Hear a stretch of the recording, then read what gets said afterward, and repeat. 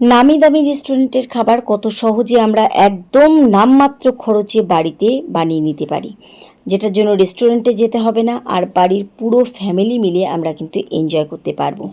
রেস্টুরেন্টে এক প্লেটের দাম যা নেবে তার হাফেরও হাফ দিয়ে আমরা পুরো ফ্যামিলি প্লেটের পর প্লেট খেতে পারবো। এমন একটা রেসিপি আজকে আমি তোমাদের সাথে শেয়ার করব। বানানো খুবই সহজ।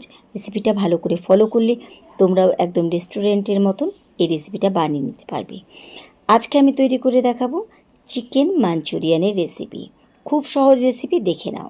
মিক্সার জারে নিয়ে নিচ্ছি কয়েক টুকরো বোনলেস চিকেন। আর এই চিকেন কিন্তু আমি আলাদাভাবে আনিনি, বাড়িতে যখন চিকেন আনা হয়েছিল তখন আমি কয়েকটা বোনলেস চিকেন সলিড পিসগুলো সরিয়ে রেখেছিলাম।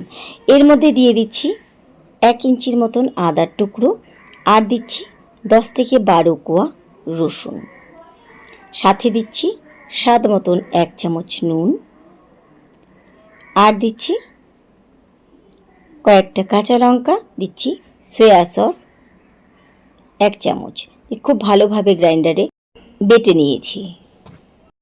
সব কিছু এখানে আমার একসাথে মিশে গেছে। এবার এটা একটা আমি অন্য বাটিতে নিয়ে নিচ্ছি। এর মধ্যে আর কোনো কিছু মেশানোর দরকার নেই। আর চিকেনটা বাটার সময় কিন্তু কোনো রকমের জল দেবে না, তাহলে এরকম সুন্দরভাবে কিন্তু শুকনোভাবে বাটাটা হবে। অনেকে কিন্তু এর মধ্যে কর্নফ্লাওয়ার বা ময়দা এক্সট্রা করে মেশায়, আমি বলবো না। তার কারণ হচ্ছে এই বলটা ভেতর থেকে যতটা নরম হবে, এই বলগুলো চিকেনগুলো কিন্তু তত ভেতরে সেদ্ধ হবে। আর যদি কর্নফ্লাওয়ার বা ময়দা দিই ভেতরে, তাহলে কিন্তু এটা খুব শক্ত হয়ে যাবে। তাই বলগুলোকে এরকম নরম নরমভাবে গোল গোল করে বানিয়ে নিচ্ছি লাড্ডুর মতন। তোমরা সাইজটা বড় বানাতে চাইলে বানাতে পারো, বা এর থেকে ছোট বানাতে চাইলে ছোট ছোট বানাতে পারো। বাড়িতে অনেক সময় সলিড পিস যখন আনা হয়, সলিড পিস নিয়ে কিন্তু অনেকে ঠেলাঠেলি শুরু যায়। অনেক বাড়িতে কিন্তু এটা খেতে চায় না, তখন ফেলে না দিয়ে এভাবে কিন্তু মাঝে মাঝে চিকেন মাঞ্চুরিয়ান বানিয়ে নিতে পারো। এখানে নিয়েছি আমি সামান্য পরিমাণে কর্নফ্লাওয়ার, দিয়ে ভালোভাবে বাইরেটা কোটিং করে নিচ্ছি, যেন বলগুলো তেলে পড়ে কড়াইতেও না লাগে আর বলগুলো খুব সুন্দরভাবে ভাজা হয়। কর্নফ্লাওয়ার যদি তোমাদের কাছে অ্যাভেলেবেল না থাকে, তাহলে এখানে কিন্তু তোমরা হালকা একটু ময়দা দিয়ে উপরে এভাবে কোটিং করে দেবে। মানে বাইরের কোটিংটা হবে আমাদের শক্ত, ভেতরে কিন্তু খুব ভালোভাবে চিকেন আমাদের সেদ্ধ হয়ে যাবে। তো আমি এক এক করে এভাবে বলগুলোকে বানিয়ে নিচ্ছি। একদম কম খরচে, নামমাত্র খরচে কিন্তু আমরা একটা স্পেশাল খাবার বাড়িতে খুব সহজে বানিয়ে নিতে পারবো। রেসিপিটাকে কিন্তু ভালো করে ফলো করো, তাহলে একদম রেস্টুরেন্টের মাঞ্চুরিয়ানে কিন্তু তোমার এই বানানো মাঞ্চুরিয়ানের কাছে একদম ফেল। তো আমি এভাবে বলগুলোকে ভালোভাবে কোট করে নিয়েছি। এবারে চিকেনে বলগুলোকে ভেজে নেওয়ার জন্য ফ্রাই প্যানে নিয়েছি সাদা তেল, আর যতটা প্যানের মধ্যে ধরে ঠিক সেভাবে কিন্তু বলগুলোকে এক এক করে ছেড়ে দিচ্ছি এর মধ্যে।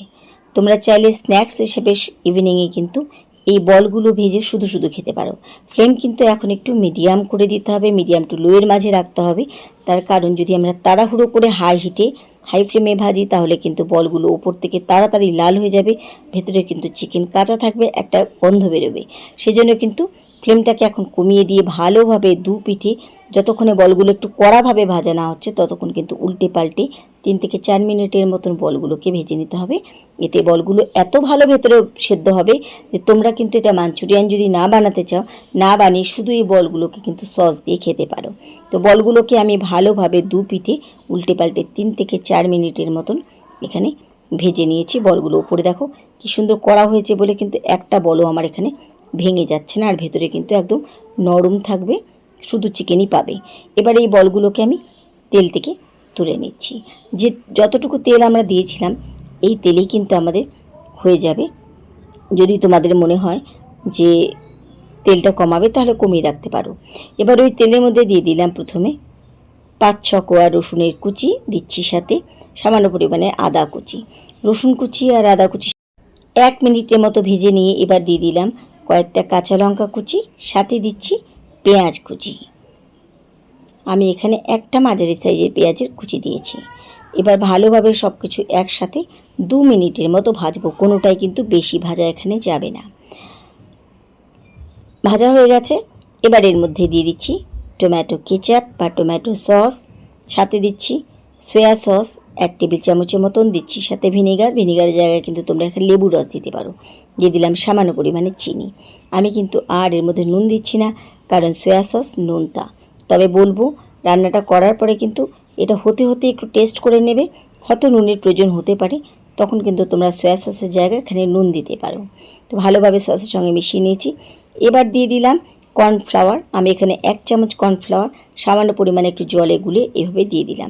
এই সস ঠিক করার জন্য এখানে কর্নফ্লাওয়ার দেওয়া, আর কর্নফ্লাওয়ার দেওয়ার পরে কিন্তু একদমই সময় লাগবে না। এবার আমি সব কিছু একসাথে গুলে নিচ্ছি। তোমরা এই সময় কিন্তু নুনটা চেক করে দিতে পারো, নুন মিষ্টিটা। ঢাকা দিয়ে 2 মিনিট ফুটিয়ে নিলাম। এর মধ্যে দেখো আমাদের সস কিন্তু পুরো ঠিক হয়ে গেছে। আর এর থেকে বেশি ঠিক করব না, এটা ঠান্ডা হয়ে যাবার পরে কিন্তু আর একটু ঘন হয়ে যাবে। এবারে আমি এক এক করে বলগুলো দিয়ে দিচ্ছি। বলগুলো আমরা যেহেতু খুব ভালোভাবে ভেজেছিলাম, তাই এটাকে কিন্তু 5-6 মিনিটের জন্য ফোটাবে না, তাহলে বলগুলো কিন্তু শক্ত হয়ে যেতে পারে। সেজন্য একদম এবার ফ্লেম বাড়িয়ে দিয়ে ঠিক 2 মিনিট ফুটিয়ে নিলে কিন্তু আমাদের চিকেন বলগুলো খুব ভালোভাবে নরম হয়ে যাবে। ফিরে আসলাম কিছুক্ষণ পর। এর মধ্যে সস কিন্তু আরও ঠিক হয়ে গেছে। এবার আমি গ্যাস ওভেন বন্ধ করে দিচ্ছি। তৈরি হয়ে গেল আমাদের খুব সহজে অল্প ইনগ্রিডিয়েন্টস দিয়ে তৈরি করা চিকেন মাঞ্চুরিয়ান। এটা এবার চাউমিন বা ফ্রাইড রাইস যেটা দিয়ে খেতে পছন্দ করো সেটা দিয়ে খেতে পারো। কেমন লাগলো আমার আজকের রেসিপি অবশ্যই কিন্তু তোমরা কমেন্ট করে জানাবে। রেসিপি ভালো লাগলে বরাবরের মতো লাইক শেয়ার করে দিও। তাহলে আজকের মতো এটুকুই। সবাইকে ধন্যবাদ জানিয়ে আজকে এখানে বিদায় নিচ্ছি। ফিরে আসবো আবার অন্য কোনো রেসিপির সাথে অন্য কোনো দিন। সেই পর্যন্ত সবাই খুব ভালো থেকো, সুস্থ থেকো।